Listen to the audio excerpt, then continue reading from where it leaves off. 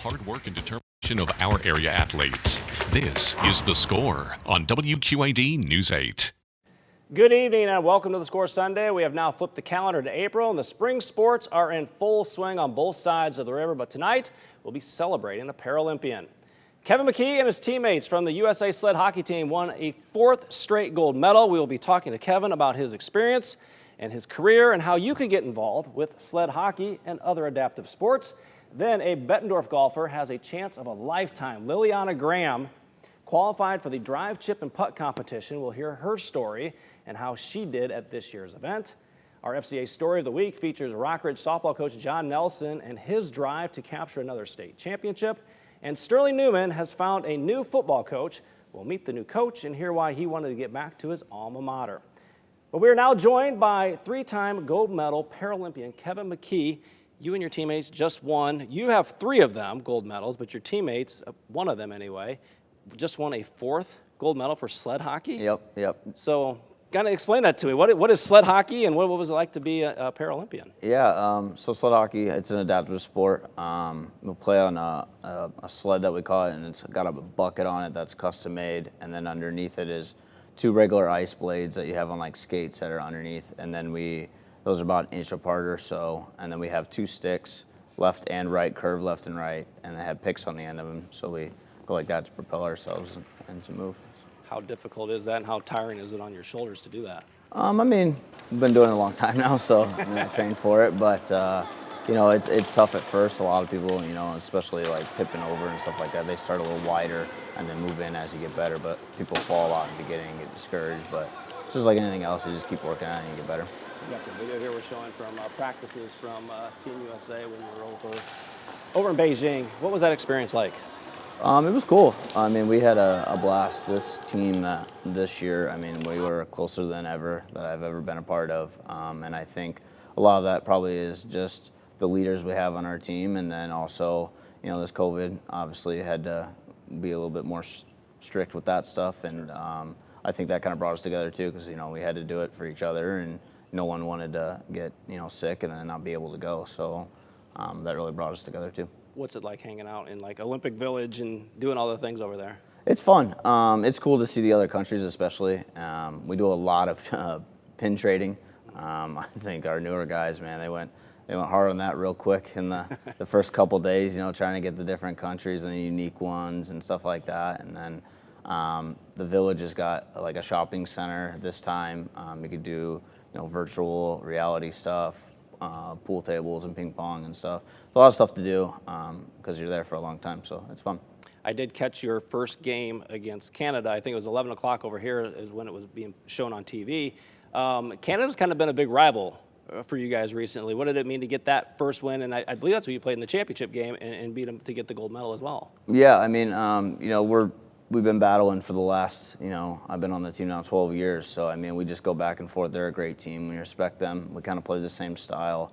You know, we know we're going to get their A game every time we play them, and they know they're going to get that from us. So it felt good to kind of get that one. I mean, you know, we hadn't played games in so long. We played, well, I guess we played in October, but you know, it's not the same. And then we were supposed to play in February, and it got canceled. So, you know, just to finally be able to play again, I think that we just had so much energy going into that first game, and yeah, it went great. So you've won 3 gold medals. You're wearing the most recent one. What does that mean to you to have that medal, to have 3 of those gold medals? Yeah, it's pretty unique. Like I was telling a guy yesterday, you know, my coach said to me on our way back, we went to the same airport, and then when I came home here, and he goes, "So you have 3 now?" He goes, "You know, there's only a couple guys that can say that they have that," and that kind of hit me. I was like, oh, "That's pretty cool." Like, you know, you don't see that a lot, and yeah, we just have such a great team. I'm so happy to be a part of it. Do you take it out and show it off? Or, I mean, what do you do with them? Leave them in the box? Are they hanging up in a special spot at your house? No, right now, honestly, they kind of just stay in like a bag. I've been showing them around to family and friends right now. I had a little bit of a get-together yesterday. A lot of people supported me back home, you know, and the people that couldn't go. And so that was great to see everyone and show it off. But probably when I'm done, and maybe, who knows, I might get another one, then I'll probably do something cool in like a man cave or something. You mentioned the support. What did that mean to have family, friends, people back here in the Quad Cities, your wife's from Chicago area, having them support you, supporting the team over there in Beijing? Yeah, I mean, that's huge for us. It takes an army behind here back home to have that, because, they give up a lot just like we do, sacrifice, us going away and training. And, this one was a bummer because they couldn't go. But, Team USA did a great thing and had like watch parties and stuff like that for our families that they could go to. And, yeah, it's great to have that, because we know it, they put so much into it too. I mean, Sure. right, they're supporting us. So, for them to have fun and get to root us on. So you won in Pyeongchang, South Korea. You won in Sochi, and then you win in Beijing. One spot better than the other, or was the first one more sweet? I think I really liked Pyeongchang, just because of the way we won. I mean, that game I'll probably never forget, because we were down 1-0 the whole game, and then to score with 37 seconds left to take it to overtime, and then beat Canada in overtime. And that was the first time we played Canada in a gold medal game at the Paralympics.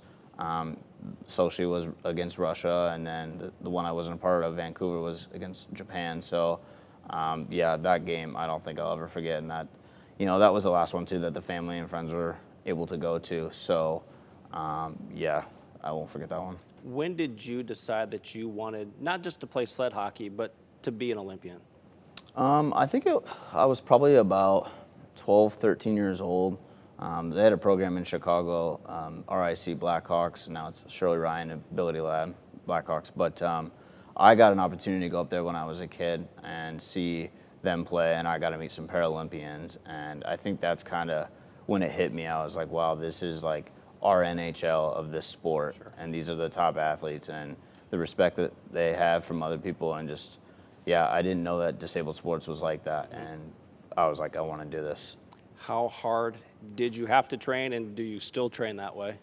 Yeah, I mean, it's a full-time job, especially these last 8 years. I mean, this game just gets faster every year, and we have to definitely, be putting in the time off ice, on ice, get on the ice 3-4 times a week. Even when you're at home, when I'm here, I'm training. I play against able bodies because I don't have as many sled guys here to play against, and you got to do those little things like that and get to the gym when you don't want to. But that's part of it if you want to be on this team. And you train over at the River's Edge then? Is that? Yeah. And they have a sled hockey team or a program over there, correct? Yeah. So the Quad City Sled Hockey Association, that's the team I started with. And I mean, if it wasn't for Joe Lambert, I mean, putting sticks in my hands, I wouldn't be a 3-time Sure. Paralympian. So that program is still going on, which is great. And I try to go down when I can. But yeah, if it wasn't for those guys, I wouldn't be here. So you said you had to go to Nashville to get ready for the Olympic Games. Are the guys coming from all across the country? Yeah, so we had about 8 guys that lived down there full time. They've kind of dedicated the last 3 years. There are some younger ones that just graduated college. They all wanted to, put it all in this last year, give it all, and so they moved down there. So last fall, me and our goalie, he's from Texas, and he's not able to train with sled guys as much either. So we both kind of just decided, hey, let's get down there and train with those guys because we wanted to get better. And then in January, the whole team moved down, and we do that every Paralympics, and it really brings us together. And I think that's why we've been so successful. Well, because of who you are and what you've been able to accomplish, obviously the adaptive sports is big for you. Kind of talk about the QC adaptive sports and what you're doing locally to kind of get people involved. Yeah, so we're doing a big like learn to play. Kind of we're doing basketball, tennis, lacrosse. April 30th at St. Ambrose, we're kind of working with their PTs, Bob Juarez and me, and some of the other guys. We want to build a program here. I lived in Chicago for a while, so I've seen these big programs, and I know that the Quad Cities, I think we could have that, and I really want to push for that. And yeah, now that I'm back in town, I would love to have another kid, come and start playing, and maybe I can inspire him to do the same thing I did. How important is that part of it? Somebody gave you the opportunity, and you now giving back and giving maybe somebody else an opportunity. Yeah, I think, I hope that happens, because I can only imagine how that feels for a person like Patrick Byrne in Chicago was a guy that I met. He was one of the first Jack Sanders that came here, and those guys, they're the pioneers of the sports, and like I said, I hope I can do that for some kid. So when they go, is there any fees, or is it just show up and? No, it's just it's from 9 to 2 at St. Ambrose in a sports facility, and it's just come try it out. There's no cost at all, and we're gonna try to get some little basketball games, 3-on-3s going and stuff like that. We just want people to come try out. If anyone in the area, you don't even have to be disabled. You know, we obviously would like to have disabled people because that's what we're pushing for. But yeah, anyone knows anyone, definitely. They could look it up on our Facebook page. We'll have it up there, and come try it out. All sports, and you play lacrosse and basketball still? Yeah, so we're gonna have tennis, basketball, lacrosse, some race chairs. Working with a program up by Cedar Rapids, Iowa.